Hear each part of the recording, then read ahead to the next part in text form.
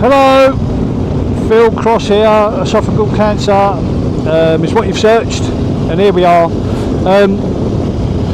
I've spoken about things like diet, dumping syndrome, and all that kind of thing, and PTSD. And this is, I think this one's going to be a short one that it kind of ties the two together when it comes to some of the things that can help you on your way when it comes to the PTSD and your diet. So when you've had this operation and you've finished up in the place you are with the small stomach and not feeling hungry and this kind of thing, you'll find things start happening that you've got to try and deal with. Try and get it straight in your own mind, really. Come up with some sort of coping mechanism.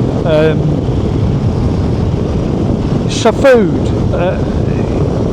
you know, your partner could say to you, what do you want for tea tonight? I have no idea. I've got no idea what I want to eat in the next half hour. Why would I know what I want to eat tonight? You know, it's trying to think ahead. I can't tell you the amount of times that we've been to Tesco's and I've picked up, I say Tesco's, there are other supermarkets available, it's just our local one, and I've picked up a dinner that I intend to eat tonight, and then when it comes to tonight, I absolutely do not fancy it, one little bit, not one little bit. So I'll finish up not eating it, and I'll finish up having cheese on toast, and it's things that you try and find things that you can cope with. So for example, white bread, I can't eat white bread. I can eat sourdough, but that needs to be toasted. I can't eat white bread's too sticky. So when you eat white bread, its consistency is sticky, and it causes problems for the little bit of stomach you've got, certainly for me and a number of the members of my group are the same about it.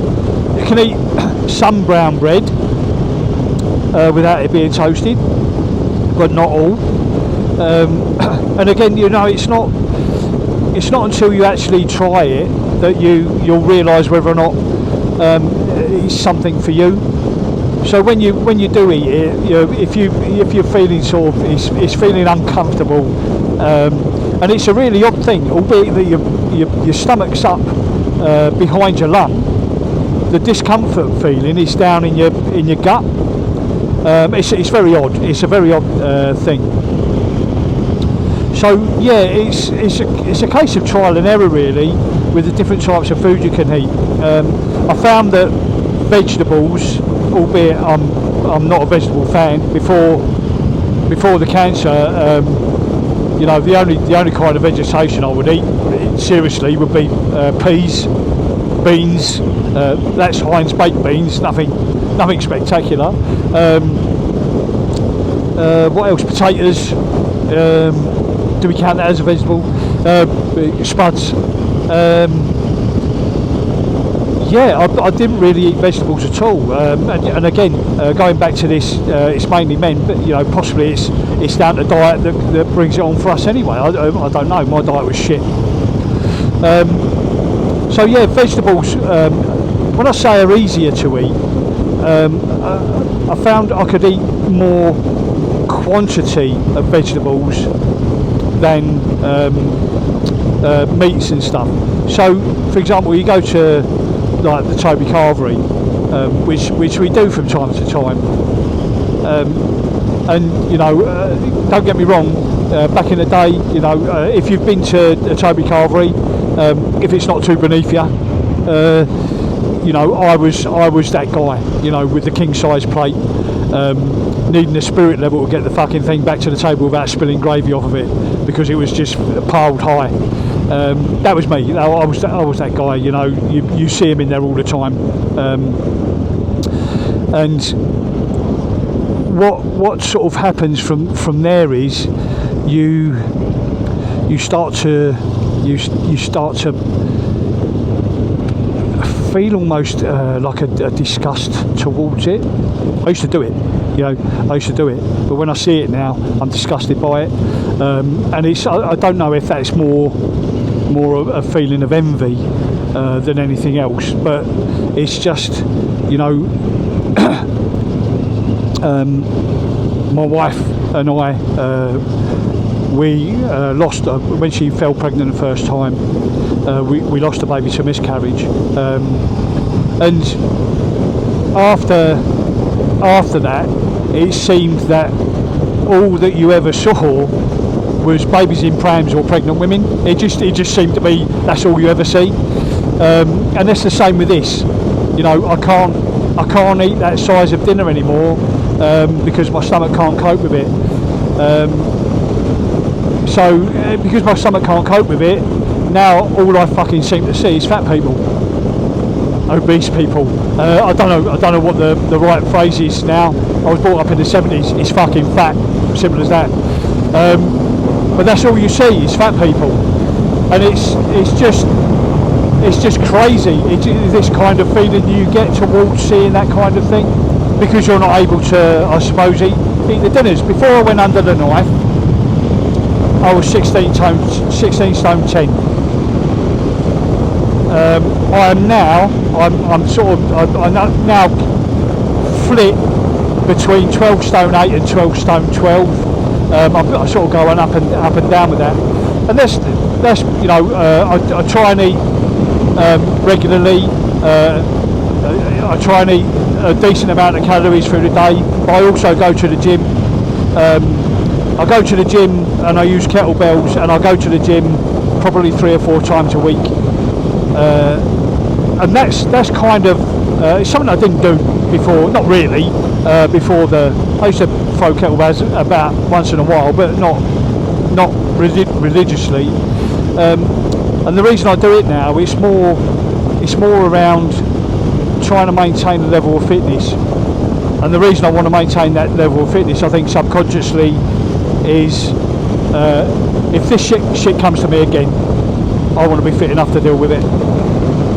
And it's you know, that's basically why I try and keep fit.